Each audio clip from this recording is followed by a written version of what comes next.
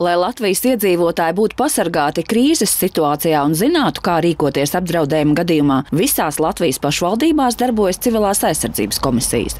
Koordinēta rīcība X stundā esot augsta prioritāte iekšlietu ministrijai, tomēr līdz šim Somija, Igaunija un Lietuva bija aizteigušās Latvijai priekšā, jau realizējot konkrētas programmas, lai iedzīvotāji zinātu, kur atrodas tuvākā patvērtne.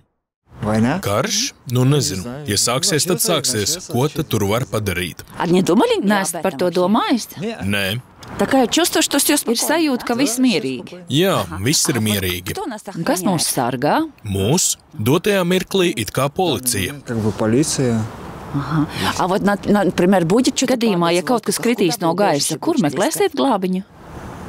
Tur pļavā kā reiz ir bumbu patvērtne. Tur arī slēptos. Tā taču tam speciāli ir būvēta. Vai tad tā ir atvērta?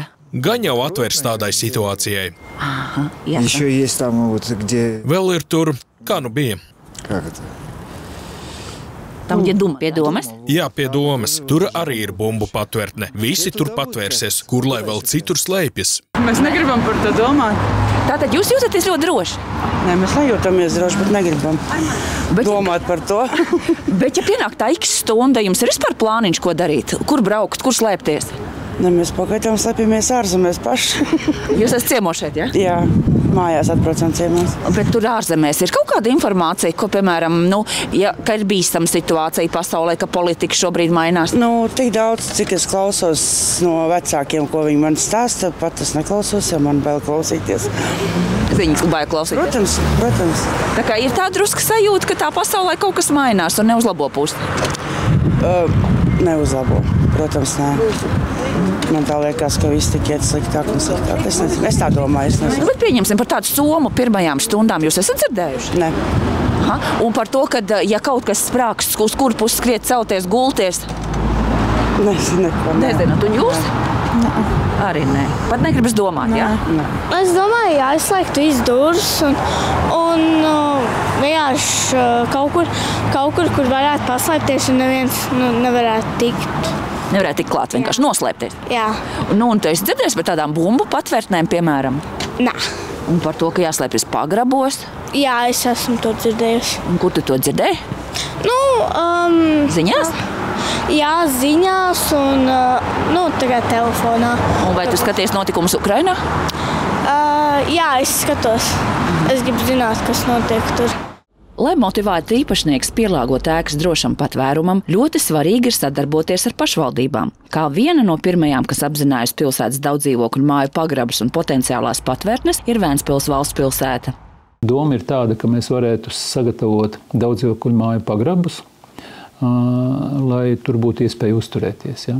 Tur ir jāveic arī salīdzinoši ne tik lielas investīcijas, bet tā kā šis mājas ir pietiekoši daudz, tad kopējā summa, acīm redzot, arī būs nemaza, ja?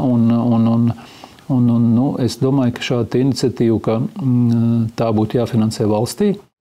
Patvērtņu esamība vai neesamība nekādi nesot vien saistām ar militāru iebrukumu. Ir arī citi apdraudējumi, kā piemēram bīstam ķīmisku vielu un radiācijas avāriju gadījumi. Ventspils ostā darbojas vairāki bīstamu vielu termināļi, tāpēc dažas patvērtnes saglabājušās vēl no padomju laikiem. Tās ir apsekotas un atzītas par nederīgām. Mēs dzīvojam pasaulē, kur notiek visādas ekstra situācijas. Tās varbūt tās ir vētras, tie varbūt tās ir orkāni, tie ir plūdi. Tas nav tikai militāru konfliktu vai kā, bet cilvēkiem jābūt gataviem visādām ekstra situācijām. Un tāpēc ir šīs 72 stundas, kas ir paredzēts, ka cilvēks 72 stundas var pats parūpēties par sevi. Pieredze rāda to, ko mēs redzam no Ukrainas kara, to, ko mēs redzam no kara Izraēlā. Cilvēks slēpjas pagrabos tomēr. Raķešu atlidošanas ātrums, pildošanas ātrums ir ļoti ātrs, jā, un attiecīgi cilvēki cenšas šo patvērumu gūt pagrabos. Attiecīgi vadlīnijās ir noteikts, kam vajadzētu būt šais pagrabos, ko vajadzētu izvietot. Ir daļa, ko var vadlīnijā ieviest bez finansējuma, neliela finansējuma, kas būtu neliela finansējums, un, piemēram, iegādāties nepieciešamos instrumentus jau, jā. Kas tur ir rakstīti, āmurs, zāģis, un tas, lai būtu pagrabā, jā. Attiecīgi, lai varētu pielāgot tur, vai kur gulēt, sēdēt vai tā. Bet, ja ir nepieciešams jau lielāks finansējums, ūdensvadu izbūve, kanalizācijas izbūve vai vēl kas, attiecīgi, tad tur ir jāskatās, jā, kāds ir iespējas. Pēc vadlīniju apstiprināšanas darbi ar patvērtņu iekārtošanu veikšoties ātrāk. Nākamais solis esot informēt iedzīvotājus, panākt šī jautājuma izvērtēšanu namīpašnieku kopsapulcēs un precīza kartēšana. Ar apzināšanu nodarbosies Valsts ugunsdzēsības un glābšanas dienesta inspektori un pašvaldību būvinspekcijas. Sāksim ar to ar valsts un pašvaldības iestādēm. Tad apsekojam viņu ēkas. Ja šī ēka atbilst vai šīs pagrabstāvs attiecīgi atbilst, tad mēs sakam, pēc novērtējuma jums jāpievieno pie savas ēkas attiecīgi vadlīnijās norādīta zīme, jeb, tā patvērtnes ierīkošanas vai izvietošanas zīme, kurā pēc būtības iedzīvotāji vai apmeklētāji vai arī paši darbinieki saprot, ka šī ēka atbilst Latvijā vismaz pagaidām izvirzītajām prasībām. Valsts un pašvaldības ēkas, un, protams, nākamais varētu būt daudz dzīvokļu ēkas, jo tur tomēr ir visvairāk cilvēku. Mēs redzam tās kara ainas, ko Krievijas federācija nodara Ukrainai. Tas vislielākais posts ir tad, kad trāpa tanīs daudz dzīvokļu namos.